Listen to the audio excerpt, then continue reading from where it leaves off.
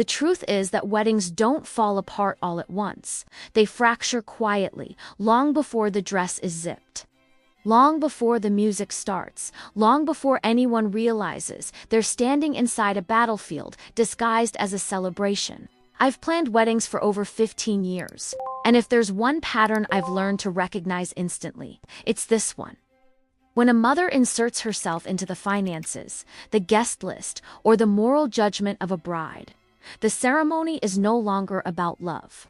It becomes a test. And tests, especially the kind designed by powerful women who are used to being obeyed, are never meant to be passed. They're meant to expose. That afternoon, just minutes before Amelia Hawthorne was supposed to walk down the aisle, I was standing near the side of the ballroom. Holding a clipboard I suddenly couldn't feel in my hands anymore. The air felt wrong. Too still, too controlled. The kind of silence that settles when something expensive is about to be broken, and everyone senses it but no one knows how to stop it. On the main screen behind the altar, the projector was paused on a spreadsheet. Rows of numbers, wire transfers, vendor invoices, dates, amounts. Totals highlighted in pale yellow. $180,000. That was the number I saw first. Not the bride, not the groom, not the guests frozen in their seats. The number hit before anything else did, because money always tells the story before people do. Florence Blackwell, the groom's mother, stood at the microphone with both hands wrapped calmly around it, like this was a board meeting and not her son's wedding. Her posture was perfect.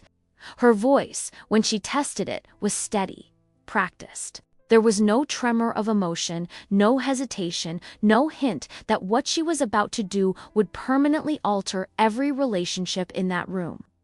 I remember thinking in that exact moment that I had seen this kind of composure before. Not in loving mothers, not in nervous parents, but in women who were about to demonstrate power. The guests didn't know what they were looking at yet. Most of them assumed it was a technical issue, some accidental slide left open by the venue. But I knew those numbers. I recognized the formatting.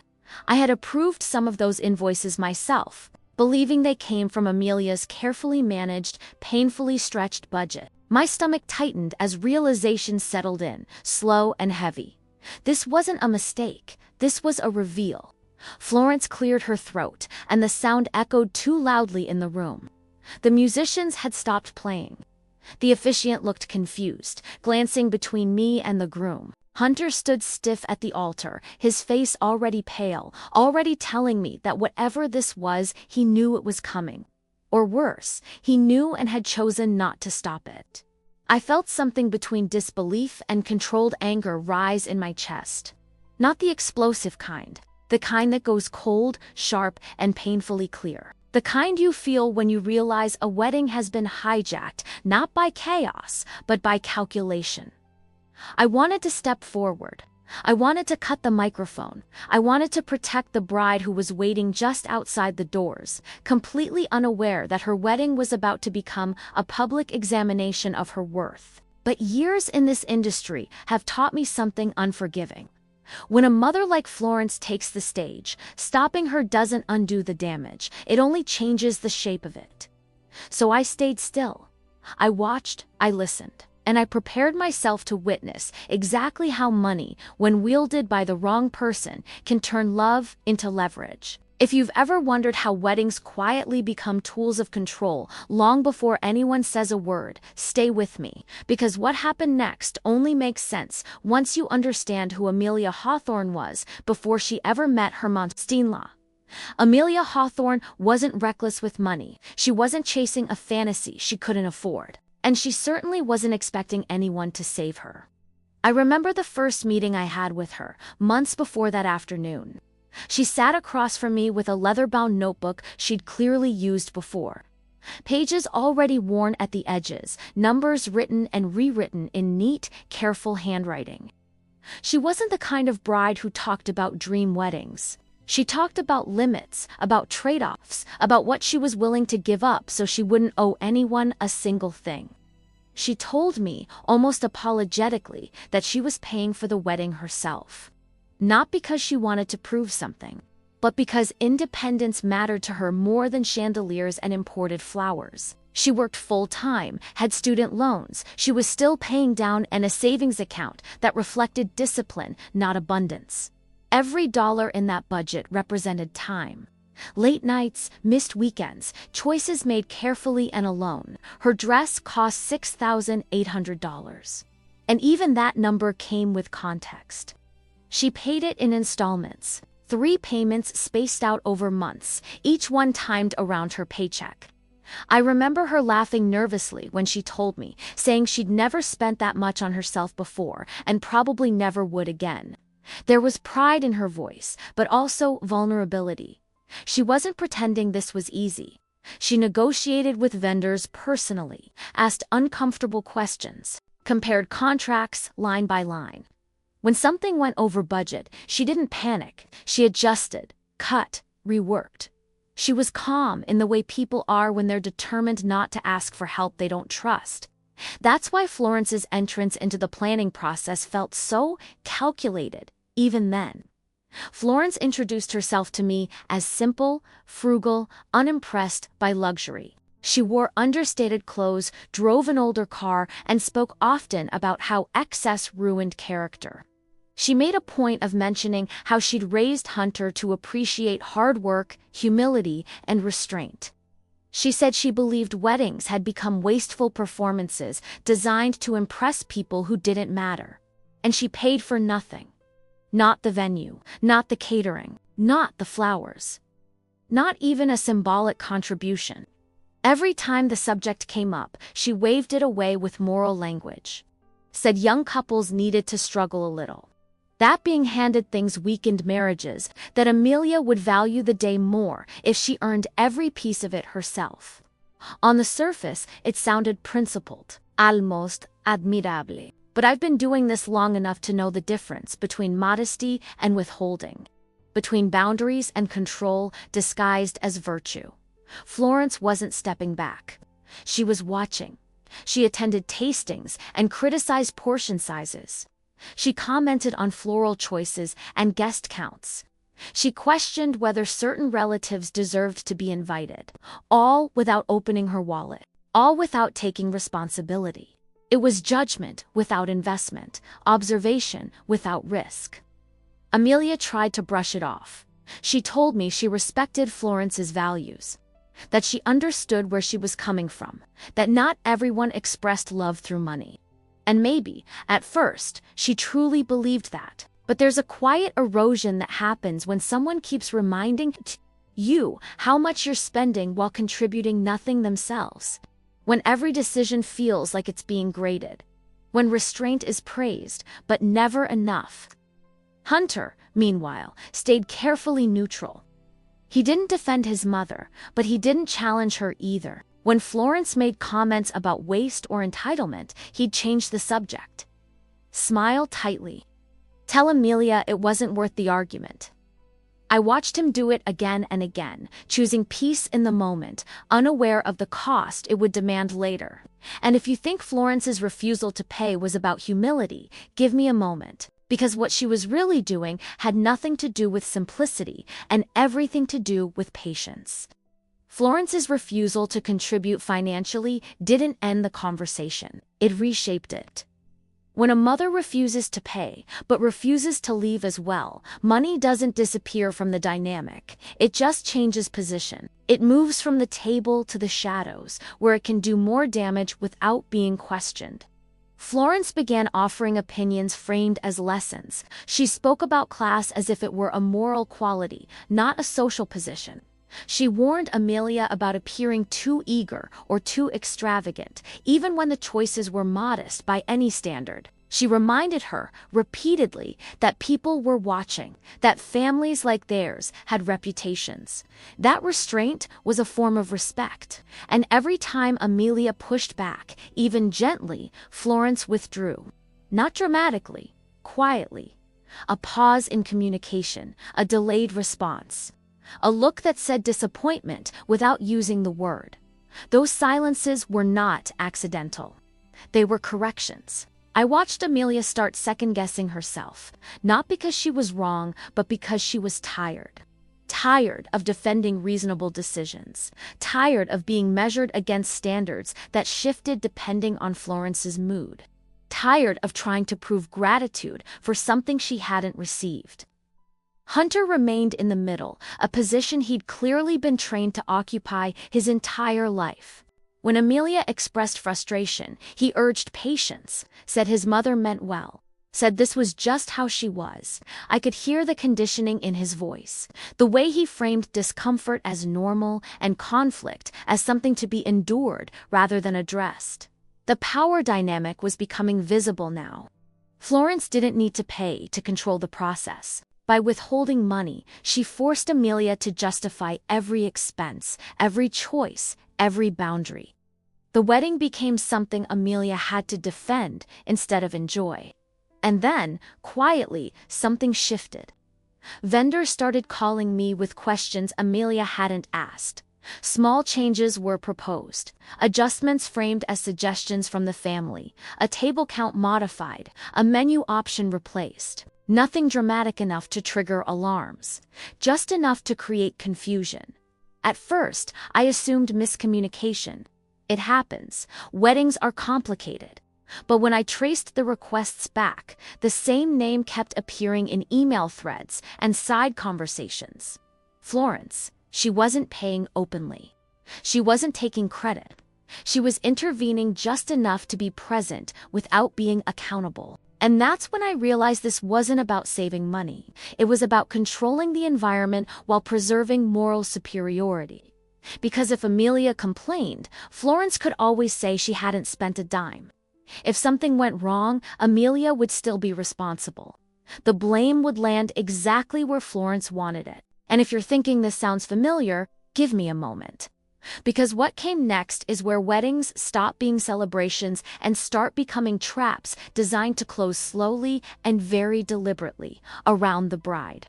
I didn't discover the hidden contracts all at once. They revealed themselves the way control always does in weddings like this, through inconsistencies that didn't make sense unless you assumed someone else was quietly steering the wheel. It started with the venue. A polite email arrived asking me to confirm a partial payment Amelia hadn't authorized. The amount wasn't large enough to cause alarm, just enough to look like a well-meaning adjustment. When I checked the ledger, I saw the payment had been made weeks earlier, directly to the venue, from an account Amelia didn't recognize. Florence's name wasn't on it. Of course it wasn't. The transaction was routed through an intermediary service. Clean and anonymous, the kind used by people who understand how paper trails work. People who don't like being seen until the moment they choose. When I brought it to Amelia's attention, her confusion was genuine. She hadn't asked for help, she hadn't approved changes, and she hadn't been informed. Her first reaction wasn't anger, it was embarrassment, the kind that makes a bride feel irresponsible, even when she's done nothing wrong. That reaction told me everything Florence was counting on. More payments surfaced. Small ones, strategic ones. Always tied to decisions Florence had criticized earlier. A downgraded linen package. A revised floral order. Adjusted staffing hours. Each change just subtle enough to be defended as practical if questioned, and each one quietly eroding the quality Amelia had budgeted for. Florence never announced these contributions. She never framed them as generosity. She allowed them to exist as invisible corrections, positioning herself as the unseen authority who could override Amelia's choices without ever confronting her directly. And here's the part most people don't understand about weddings. Once a contract is amended, even slightly, it shifts leverage. Vendors respond to whoever pays, whoever signs, whoever seems to hold power. And Florence understood that better than anyone in that room. She was buying influence, not assets. When I confronted her carefully, professionally, she smiled and told me she was only trying to help. Said Amelia seemed overwhelmed. Said young women often overestimate what they can handle. Her tone was warm, maternal, concerned, but her words carried something else entirely. Doubt. She wasn't rescuing Amelia, she was reframing her as incapable. By the time Amelia noticed the quality slipping, the groundwork had already been laid. Florence expressed disappointment at the food, at the flowers, at the atmosphere. She sighed loudly and said she'd hoped for better. Given how much Amelia had insisted on controlling everything herself, the blame landed exactly where Florence intended. This is where I need to pause for a moment, because what I saw unfolding wasn't generosity gone wrong. It was a system, a financial fog designed to make the bride feel responsible for problems she didn't create, while the person causing them remained morally untouchable. Weddings like this don't collapse in chaos. They erode through silence, paperwork, and plausible deniability. And if you've ever been blamed for something you didn't even know was happening, you already understand why Amelia started apologizing for a situation she never chose. By the time the escalation became visible, it no longer had a single source. That's how Florence designed it. The changes didn't arrive as announcements. They arrived as consequences. A dish served slightly colder than planned. Flowers that looked thinner than the original mock-ups, a seating chart that suddenly felt tighter, less generous, more restrained than Amelia remembered approving. Each time something felt off, Florence was already there, shaking her head with quiet disappointment. She never accused Amelia directly. She didn't need to. She asked questions instead. Questions that sounded innocent but landed like verdicts. Is this what you decided on in the end? Are you sure this was the best use of the budget? I thought you wanted something more elevated. Amelia began defending herself reflexively, even when she wasn't certain what she was defending anymore. I watched her confidence thin out, decision by decision. Not because she was weak, but because the ground kept shifting beneath her feet. Vendors, now subtly aligned with Florence's influence, stopped checking in with Amelia first. They looped her in after adjustments were already in motion. It wasn't disrespectful on the surface. It was procedural, efficient, the kind of exclusion that can always be explained away. Florence's critiques grew sharper as Amelia's control diminished. She commented on the guest list, questioning why certain friends were included at all. She suggested reducing portions, simplifying decor, tightening timelines, each suggestion framed as common sense, each one stripping away something Amelia had chosen with care. And then came the most damaging part. Florence began expressing her disappointment publicly, not loudly, not dramatically. She confided in relatives, in extended family, in people who mattered socially. She spoke about Amelia's struggles managing the wedding, about how difficult it was watching a young woman take on more than she could afford, about how unfortunate it was when pride got in the way of accepting guidance. By the time Amelia sensed the shift in tone around her, the narrative had already been written.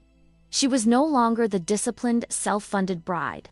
She was the overwhelmed one, the stubborn one, the one who insisted on control and failed to deliver. I could see it in her posture during fittings, in the way she apologized to staff for delays that weren't hers, in how she asked me, quietly, if she'd made a mistake not letting Florence help more.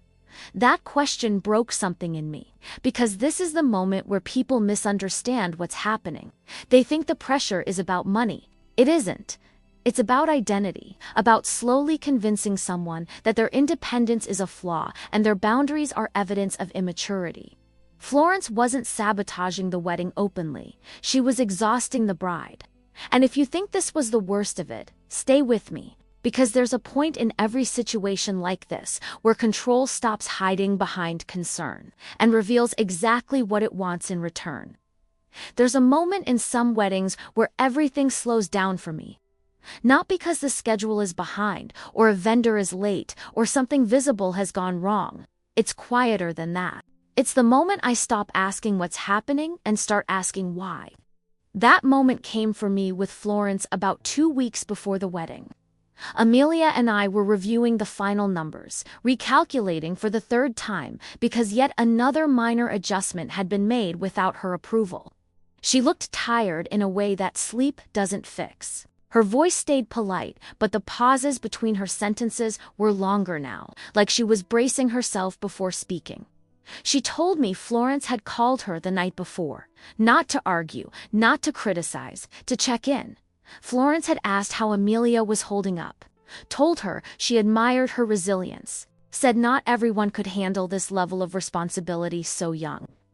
Then she said something that Amelia repeated to me word for word because it had stayed with her. "This is all very revealing," Florence had said.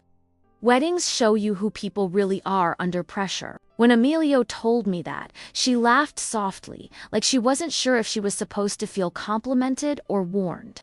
I didn't laugh, because I've heard that language before, and it's never neutral.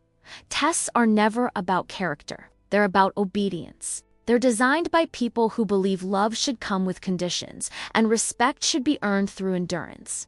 Florence wasn't observing Amelia to understand her. She was watching to see how much she could take without pushing back. The refusal to pay. The silent contract changes. The public disappointment. None of it was random. It was all part of the same experiment. How much humiliation would Amelia absorb and still smile? How much control would she surrender to keep the peace? How far could Florence go before someone told her no?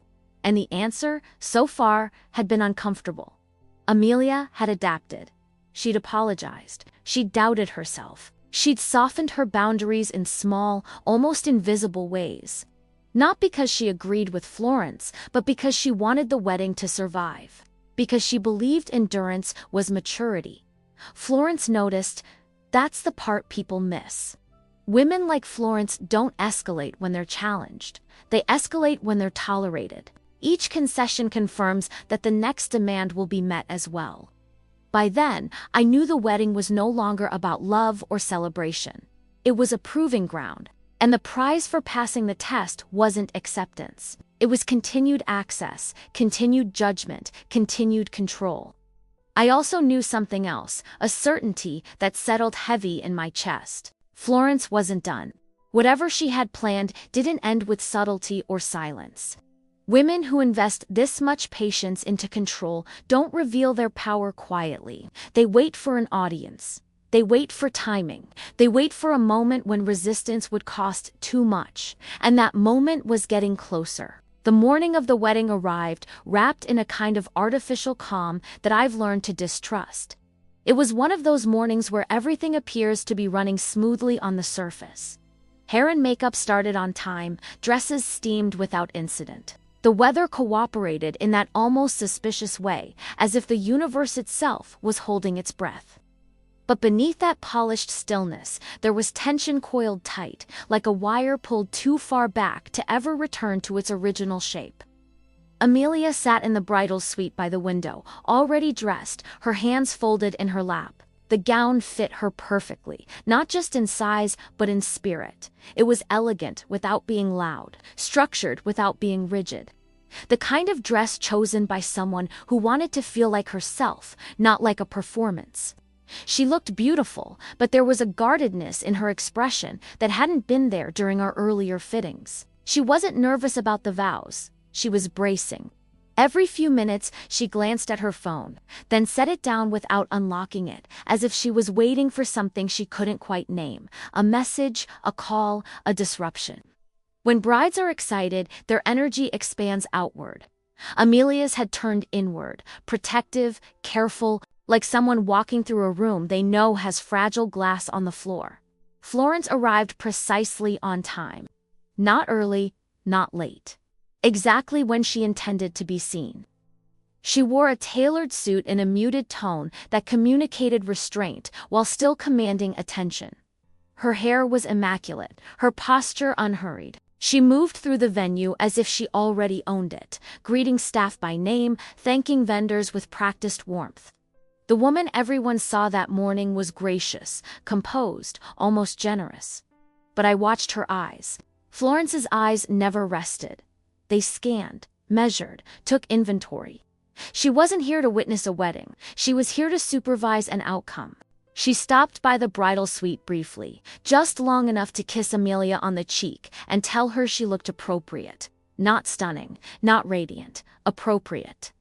The word lingered in the room after she left, heavy and oddly corrective, like praise given with a leash attached. Hunter, meanwhile, moved through the morning like someone rehearsing a role he'd never auditioned for. He smiled when expected, spoke when prompted, avoided extended eye contact with both his mother and his bride.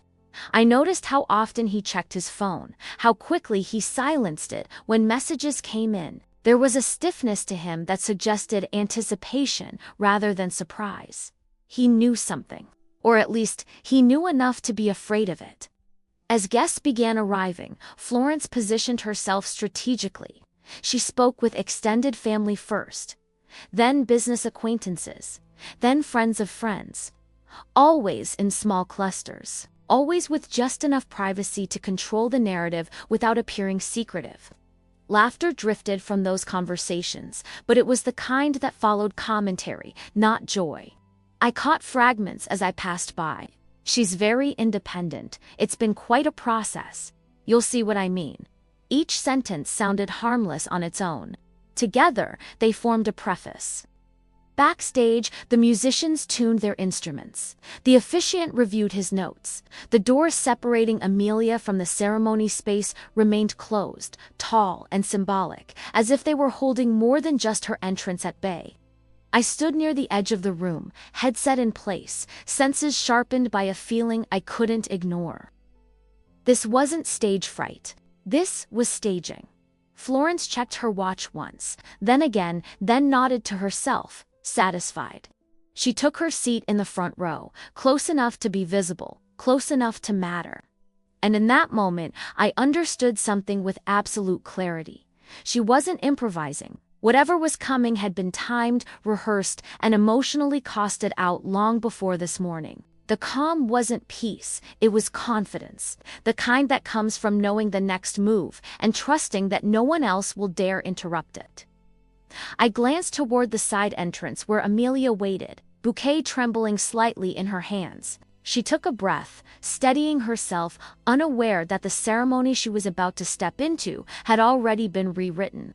And as the music prepared to start, I felt the weight of inevitability settle over the room.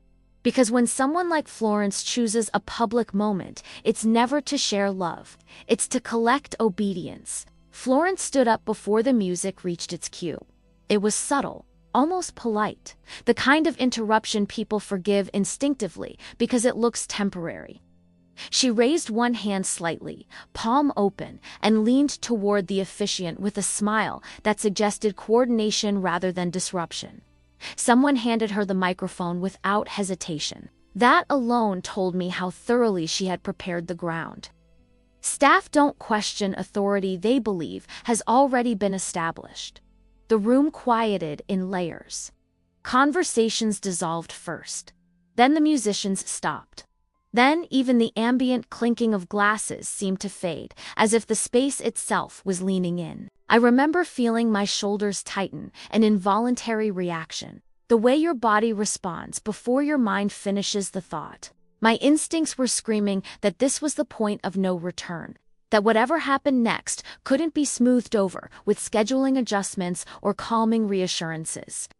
Florence didn't rush. She never rushed. She thanked everyone for coming, complimented the venue, made a brief remark about family, about legacy, about how weddings are not just unions, but mirrors. Mirrors, she said, that reveal truth when emotions are high and expectations are tested. I could feel the room nodding along, still unaware that they were being positioned as witnesses rather than guests. Then she turned slightly, gesturing toward the screen behind the altar. The projector flickered once before coming fully into focus. The spreadsheet I had seen earlier filled the space behind her, enormous, now impossible to ignore. Rows of numbers stretched from one side of the room to the other. Dates, vendors, transfers, totals. The yellow highlight burned against the white background. $180,000. I heard a sharp intake of breath from somewhere in the audience. A murmur followed, low and confused, like the first ripple before a wave breaks. People leaned forward, heads tilted. Phones appeared in hands, screens lighting up in the dimmed room. Florence let the silence breathe. "This," she said calmly, "is what was really spent on this wedding."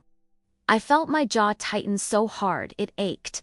My first instinct was disbelief, not because the number was impossible, but because of what it implied. Because I recognized those figures. I recognized how they had been fragmented, hidden, rerouted, how carefully they had been made to look like Amelia's responsibility. Florence continued, her voice steady, almost instructional. She spoke about sacrifice, about generosity, about how she had chosen, deliberately, not to reveal her involvement until now.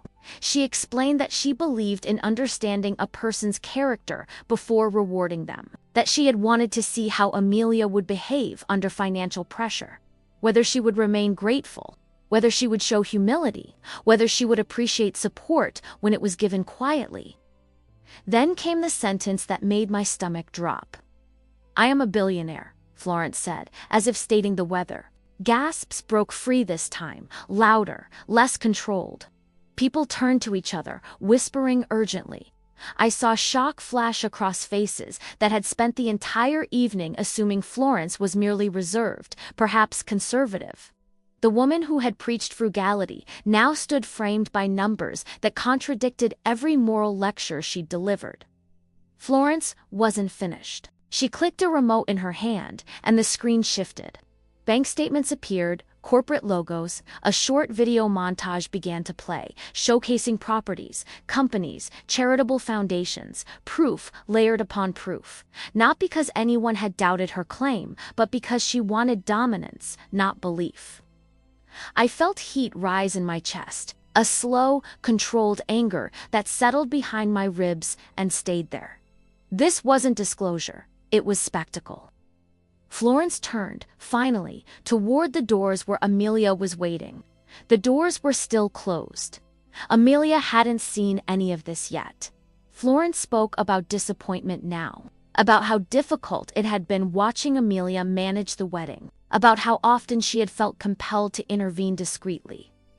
She pointed to downgraded services on the spreadsheet, explaining that certain vendors had been corrected to better reflect appropriate standards. She said Amelia had been ungrateful without using the word. She said Amelia had insisted on control without earning it. She said Amelia had failed the test. I watched Hunter as this unfolded. His face had gone completely still, like someone bracing for impact they knew was inevitable. He didn't interrupt, he didn't protest, he didn't look toward the doors. That silence told me more than any confession could have. Florence smiled again, softer this time, and announced that as a result of what she'd observed, any future financial gifts would be structured carefully. A house, she said, would be provided, but only in her son's name. Assets required clarity. Authority required protection. The room was frozen. No one clapped, no one spoke. The kind of silence that followed wasn't awkward. It was stunned.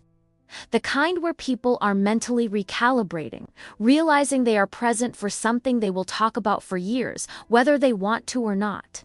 And still, Amelia stood behind the doors, bouquet in hand, unaware that her wedding had already happened without her. I felt sick, not because Florence had revealed her wealth, but because she had revealed her intention. This was never about support, or guidance, or even judgment. It was about demonstrating in the most public way possible who held power and who was expected to submit to it. And as the silence stretched on, heavy and unbroken, I realized something else. Florence wasn't asking permission. She was issuing terms. The silence that followed didn't feel empty. It felt occupied, like something enormous had stepped into the room and everyone was trying to understand its shape. I've been present for moments of shock before. Cancelled ceremonies. Infidelities revealed minutes before vows. Financial collapses that surfaced at the 11th hour. But this silence was different. This wasn't chaos. This was submission being negotiated in real time, without words.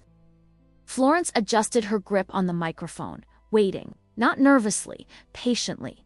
She understood silence the way experienced negotiators do, as pressure, as leverage, as proof that the room was already bending around her. I remember noticing how the lights reflected off the polished floor, how painfully bright everything suddenly felt. My senses sharpened in a way they only do when I know I'm witnessing something irreversible. This wasn't a moment that would pass. This was a moment that would define every relationship connected to it. Florence inhaled slowly, then spoke again. "There's one more thing that needs to be addressed," she said. That sentence landed heavier than any number she had shown. She turned slightly toward Hunter now, placing a hand on his arm with deliberate tenderness. It was the first overt display of affection she'd offered all day, and it wasn't accidental. It framed what came next as maternal concern, not control. She spoke about protection, about foresight, about how love without structure was reckless. She said that families like theirs survived because they planned for reality, not romance. Then she said the word prenup, not as a suggestion, not as a future conversation, as a requirement here now, in front of everyone. She explained that documents had already been drafted, that attorneys were on standby, that this wasn't meant to embarrass anyone, but to ensure clarity before emotions clouded judgment. She spoke as if Amelia were already present, already complicit, already agreeing. I felt my hands curl into fists at my sides. I'd seen prenups negotiated quietly, respectfully, long before wedding days. I'd seen them protect both parties. But this wasn't protection, this was exposure. This was a demand framed as inevitability, designed so refusal would look like guilt. Florence continued, her tone almost gentle. She said gifts would be withheld until the agreement was signed, that certain trusts would remain inaccessible, that generosity required alignment. She emphasized that this was standard practice, that anyone who had nothing to hide would have no reason to object. I scanned the room, watching reactions ripple outward. Some guests stared at the floor, suddenly fascinated by their shoes. Others watched Florence with something like awe, mistaking dominance for strength. A few looked genuinely uncomfortable, shifting in their seats, sensing the cruelty but unsure whether they were allowed to name it. No one intervened. The officiant stood frozen, script forgotten. The musicians sat motionless, instruments resting in their laps like abandoned props. Staff avoided eye contact, instinctively distancing themselves from a moment they knew would be discussed later, in whispers. And then there was Hunter. He nodded, not emphatically, not proudly, just enough to signal compliance. Enough to tell his mother he understood. Enough to tell everyone else that this was acceptable. That nod was louder than any protest would have been. I felt something inside me go very still. A cold clarity settling in. This wasn't a mother protecting her son. This was a woman confirming her authority and a man demonstrating that he would not challenge it, even at the cost of the woman he was about to marry. Florence lowered the microphone slightly, satisfied she had said everything she needed to say. The room had absorbed the lesson. Power had been displayed, terms had been set, and no one had stopped her. She glanced toward the doors again. They opened. Amelia stepped inside, unaware of the precise words that had been spoken, but instantly aware that something was wrong. You could see it in her posture, the way her shoulders tightened as she took in the room. The silence, the expressions, the screen still glowing behind the altar. She looked at Hunter first, then at Florence, then, briefly, at me. I met her eyes, and in that instant she understood more than anyone had told her. Not the details, not the numbers, but the truth. That whatever this day was supposed to be, it had already been reshaped without her consent. Florence stepped back into her seat, her role complete for now. The microphone was returned to its stand, and the silence that followed wasn't just shock anymore. It was grief, the kind that doesn't cry out, the kind that settles deep, rearranging futures quietly, permanently. I stood there, watching the consequences of patience, tolerance, and unchallenged power solidify in front of us all, knowing that what came next wouldn't be loud or dramatic. It would be slow, and it would last. The consequences didn't arrive with raised voices or dramatic exits. They arrived the way they always do after a public display of power, like that, quietly, unevenly, and in directions Florence hadn't bothered to look. The ceremony continued. Technically, the officiant found his place again, his voice softer now, careful, like someone reading vows inside a room where something fragile had already shattered. Amelia stood at the altar, spine straight, bouquet steady in her hands. If you didn't know what had just happened, you might have thought she was composed, radiant even. But I knew better.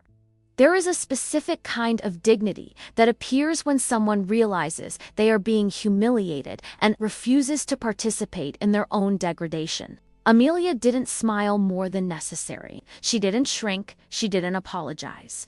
She simply existed, fully present, fully aware, and that alone was an act of resistance Florence had not accounted for. Hunter recited his vows with the same controlled tone he'd worn all day. Amelia listened. When it was her turn, her voice didn't shake. She spoke clearly, deliberately, choosing her words with the care of someone who understood that promises made publicly can also be witnesses later. I watched Florence closely during that moment. Florence didn't look triumphant. She looked impatient. That, more than anything, told me she hadn't gotten what she wanted. Because humiliation only works if the person collapses under it. Amelia didn't. After the ceremony, the room fractured into small, uneasy clusters. Conversations resumed, but they were cautious now, filtered. Laughter sounded forced, like people were testing whether joy was still allowed. Florence moved through the reception, expecting admiration, but what she encountered instead was distance. People were polite, respectful, cold. Extended family members who had nodded along earlier now avoided prolonged conversation. Business acquaintances offered compliments that ended too quickly. No one challenged her directly, but no one leaned in either. Florence had revealed her power, yes, but she had also revealed her methods. And methods matter. I overheard whispers near the bar. Not outrage, not condemnation. Something far more dangerous to a woman like Florence. Judgment. She could have done that privately. I don't think that was necessary. I wouldn't want to be on the wrong side of her, Florence noticed. Of course she did. Her smile tightened as the evening wore on. Her patience thinning as the reactions failed to match the obedience she'd expected. Control is addictive, and like all addictions, it becomes visible when the supply runs low. Amelia, meanwhile, stayed close to people who treated her like a human being, not a lesson. She spoke quietly. She laughed when it felt real. She thanked staff personally, with sincerity that carried weight. I watched vendors respond to her warmth with something that looked like relief. They had seen what Florence did. They also saw who Amelia was. Late in the evening, Amelia found me near the edge of the room. She didn't cry. She didn't ask questions. She simply said, "Thank you for staying." That was all. In that moment, I understood that the real cost of Florence's performance wouldn't be financial, it would be relational. She had secured documents, leverage, visibility, but she had lost something far harder to recover: legitimacy. Because when money is used to test love, it exposes the person holding it far more than the person being tested. Florence wanted submission. What she demonstrated instead was fear of losing control. Fear of uncertainty. Fear that without money as a weapon, she might not matter as much as she believed. And the irony is this. The same contracts, numbers, and authority she used to dominate the room were the very things that revealed her for who she was. Not a protector, not a guardian, but a woman so dependent on power that she couldn't tolerate witnessing love she didn't own. Amelia didn't leave that night with a house in her name. She didn't leave with financial security guaranteed, but she left with something Florence couldn't manufacture, demand, or revoke. Her dignity? And once dignity is seen, truly seen, it changes how everyone remembers the story. So now, I ask you, after everything you've heard, after watching money turn a wedding into a courtroom and a mother into a judge, tell me honestly. Was this about protecting a son, or was it about proving absolute control? The strange thing about power is that it always believes it will be remembered for its strength. Florence believed that years from now, people would remember her as decisive, as protective, as the woman who had the courage to step in when no one else would. She believed the numbers would speak for her. The contracts, the assets, the proof projected behind the altar like evidence in a courtroom she controlled. But what I've learned, after watching hundreds of weddings collapse in silence, is that people rarely remember the figures. They remember how a room felt. They remember the moment joy hesitated. The second laughter didn't quite land, the way celebration stiffened into observation. They remember the unease of witnessing something that should have been private turned into performance. When I think back to that day, I don't remember the exact layout of the ballroom or the final floral arrangements. I remember Amelia's posture, straight, unapologetic. I remember how she stood inside someone else's test and refused to play along, how she didn't beg, bargain, or break. And I remember I remember how confident she looked holding the microphone and how isolated she appeared by the end of the night. Power can command attention, but it can't force admiration. And once admiration is gone, what's left is something far lonelier than resistance. The irony is that Florence didn't expose Amelia, she exposed herself. She showed everyone what love looked like to her when filtered through money, conditional, monitored, measured. She showed what protection meant in her world, ownership disguised as care, compliance framed as gratitude, and the contracts she relied on so heavily. They did exactly what contracts always do. They clarified roles. They made it impossible to confuse control with generosity ever again. When the night ended and the guests went home, the humiliation Florence had engineered didn't linger around Amelia. It followed Florence instead, quietly, persistently, reshaping how people spoke to her, trusted her, and remembered her. Because humiliation doesn't belong to the person it's aimed at. It belongs to the person who needs it. So if there's one thing I want you to carry with you from this story, it's this. When a mother uses money to test love, the test isn't about character, it's about domination. And the moment that domination becomes public, it stops being powerful. It becomes transparent. After everything you've heard, after watching money turn a wedding into a public trial and love into leverage, I want to know what you see in this story. Was Florence protecting her son? Or was she proving that control mattered more than anyone's dignity? Tell me in the comments how you would have handled that moment, and whether you believe Amelia should have walked away or held her ground. And if stories like this feel uncomfortably familiar, if you've seen money used as a weapon behind closed doors, stay with me. These weddings are never just celebrations, and the truth is always hiding in the numbers.